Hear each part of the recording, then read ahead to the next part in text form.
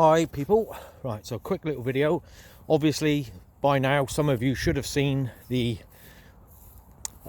feedback from the ombudsman about my mortgage and the stuff that was done to me. Anyway, what I just want to quickly say is that the ombudsman thinks it's fine for the police to have no warrant, no court was ever heard, no bailiffs having correct paperwork or any paperwork whatsoever, and they're actually fine with these people smashing in my door, kicking me out, and then stealing every single item that was in my house, other than a couple of boxes that I took. And that's it. So that's all right. So they're all right now. So now that's just not theft of the house. It's actually theft of my stuff. So basically, who is the ombudsman? Well, the ombudsman is an organisation that was started up to protect the people and look at their complaints or claims. That you make a claim against someone, they investigate that claim. That ombudsman's been given all the information, all the paperwork that I've dealt the rest of them, and that ombudsman has said everything was fine.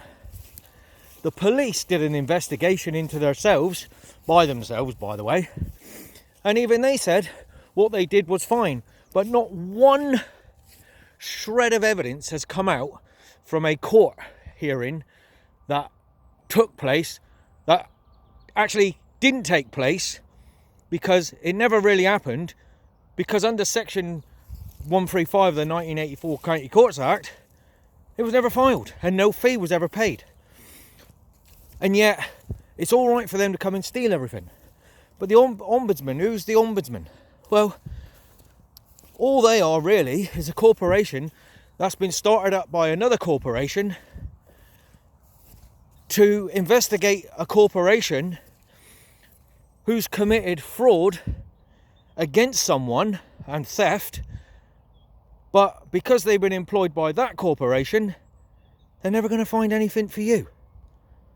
It doesn't matter what you do, what they do, they're never ever going to find for you in a case like that, like mine. Never. The only thing they'll ever do is, if you went and bought an iron and it broke down and they wouldn't take it back, they might come step in then and say, no, you have to. Right? Everything is commerce. Everything. Maritime law, all of it. That's why you live in a row of houses. You get rows because you row a boat. And because your boat's not going anywhere, it's just sat stationary, they charge you council tax. Simple as that. Anyway, it's all maritime. But anyway, so this ombudsman, back to them. So what authority do they have? Well, they can't have a lot, can they? And they're obviously being told what they can do and what they can't do. And we know it always goes back to banks. It always goes back to the bankers. Who are the bankers? Let me tell you, this is interesting. Because I traced all them back, and I've been back thousands of years. And then it dawned on me. If you're around my age, if you're around 50 odd, or even 40 odd, you remember a film called Spartacus. And in that film, Spartacus is releasing slaves all over Rome. And what he does is, he gets an army of slaves, and he's taking on the Empire. He's taken them all on, and he's beating them. They can't beat him.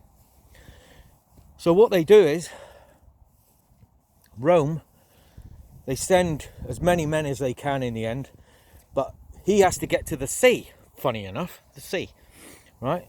So he gets all his slave army and they get to the sea, and he had done a deal with a certain tribe of people.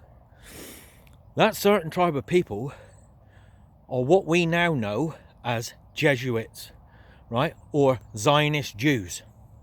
That's who they really are. They're the Zionist Jews.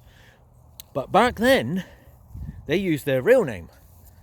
And their real name is Phoenicians.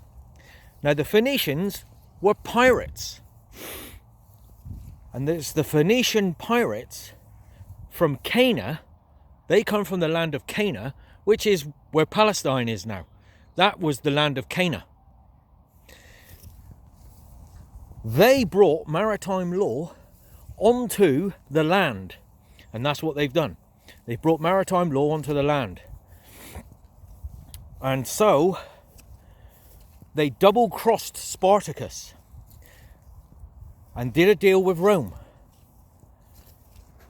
And basically said, we'll get you and your family out, but we can't get the rest of them out. They're all going to have to go back to being slaves. And that's just one aspect of what I found out. But so you're dealing with Phoenician Canaanites, and they do not give a toss. And that's why they're bringing in this lot over here, because they're none of them have got passports. You have to have a passport. They don't. They can just come across because they're pirates. Their courthouses, and that's what they are, is a courthouse. And I'll do another video on what a real court is. Their courthouses are foreign vessels in dry dock. So again, they brought maritime law onto the land. They're foreign vessels. And that, a police sergeant even said that to me. I said, that's a foreign vessel in dry dock. He went, yeah, I know it is. I know, you're right. So that was confirmed by him. Not that I needed it to be confirmed. In actual fact, he was all right, actually. He was quite a nice guy. He was probably one of the last decent police.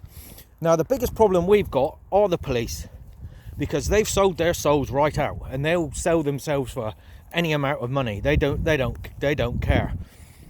The enemy of the English man and woman in this country are the police. They are the line that these Zionist Jews, Phoenician Canaanites, are using them to attack us. If it wasn't for them, this useless lot of idiots, and they are Jewish, Phoenician, they wouldn't be able to do anything because they are cowards. They're only using people that would sell themselves to do their dirty work. They wouldn't be able to do it otherwise. The proper English police, they're leaving in droves. They don't want nothing to do with it. They don't want nothing to do with what they're doing. So they're the biggest problem we've got. They need to be removed, all of them. The word police, break it down. It means policy. And that's what they're doing. They're policing their policy. It's just policy, all of it. But anyway, I'm going to show you what a real court is. Alright? But that'll be in the next video that I do. Anyway, thank you very much. Bye.